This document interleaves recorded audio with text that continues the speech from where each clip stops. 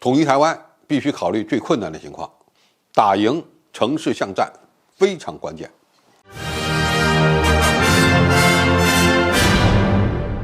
观众朋友，大家好，我是付全少。近期，拜登罕见地说出了毁台论，从本质上看，就是美国正在推动的刺猬战略和豪猪战略，目标是通过推动台军发展非对称作战能力，以解放军在台湾岛上打一场城市巷战。如果统一台湾的军事行动长期化，就会达成美国所希望的摧毁台湾，让中国大陆付出沉重的代价，最终实现维系美国全球霸权的目的。比较巧合的是，美国海军学会网站近日公开了一批获奖论文，其中的几篇重点论文也提到了在台湾岛规划城市防御作战。论文的作者认为，考虑到解放军日益强大的反介入区域拒止作战能力，中国军队在第一岛链内有飞机、舰船和导弹方面的优势，甚至是绝对优势。这也决定了解放军有条件获得对台作战的制海权和制空权，美军直接下场干涉的可能性进一步降低，台军发展对称作战能力，阻止解放军进攻的机会愈加的渺茫。所以，美国唯一的希望就是利用台海作战的一个必然场景——城市战。美国正在推动台湾军方将防御战略转向如何赢得一场城市巷战，也就是利用沿海地区的城市群进行抵抗长期消耗战。台湾的地理环境特殊，其西海岸几乎完全由台北、高雄、台中和台南等大型城市节点组成，78%的台湾人口居住在城市。解放军的任何两栖攻击都将不可避免地要过渡到城市战。美国人认为，如果台军的建设方向不是阻止解放军登陆，而是如何打一场城市防御战，那么给中国大陆造成的影响将会更大，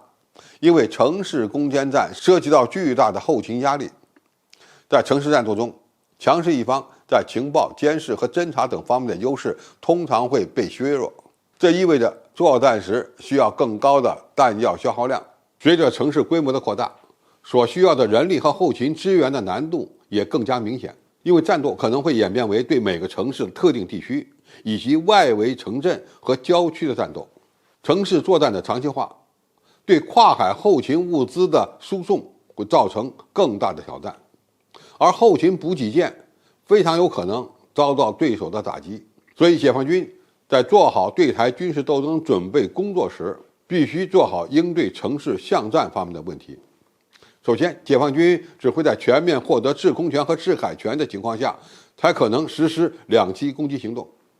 而一旦准备发起两栖攻击行动，就必须为后面的城市巷战的长期化做好准备。在此之前，中国大陆可选择的方式还有很多种，比如长期的对台武力封锁，持续的空中打击，达成以武逼统的效果。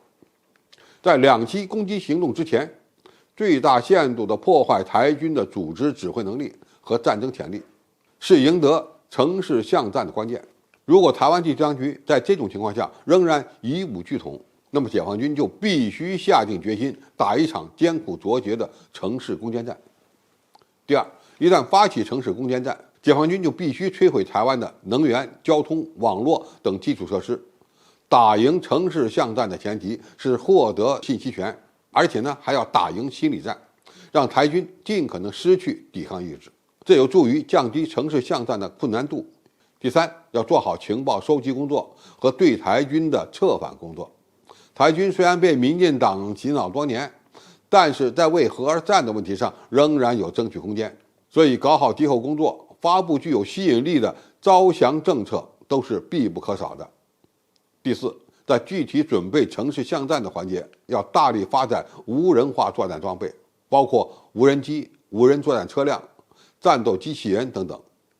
可以这么讲，无人化作战装备的发展是降低城市巷战损失的关键，而且能够让台军尽快的丧失抵抗意志。第五，城市巷战特点是需要耗费大量的人力，解放军必须准备足够多的资源。